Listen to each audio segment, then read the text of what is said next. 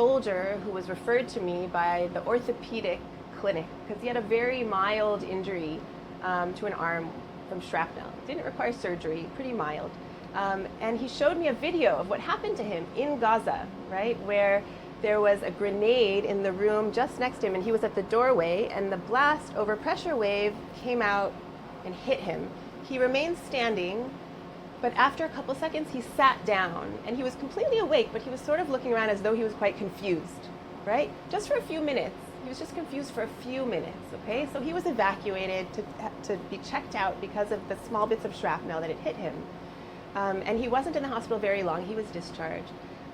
We were able to collect his blood when he first came to Sheba, within 90 minutes of that injury.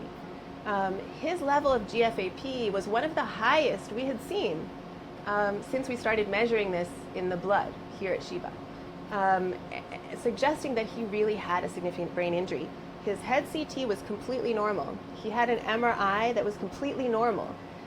He tried really hard to go back to duty with his unit. He really wanted to go back, but he had really significant post-concussive symptoms, and at the end of the day, unfortunately, he was not able to return to duty, right? And we're still working with him to optimally manage those chronic symptoms that he still has over a year later from that injury. But at this point in time, we can't just order that MRI for all patients. It's a research-based MRI, but we can order this test that found this massive elevation in GFAP within 90 minutes of his injury.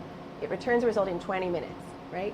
And so if we could have that available for all the soldiers, all people in the world who have traumatic brain injury, I think eventually it could really help us in understanding, even though we can discharge this patient from the ER today because they don't need neurosurgery and they don't need to be admitted, we should have them see an expert provider to consult within a couple weeks to get them on the best possible trajectory towards recovery from this brain injury that we possibly can.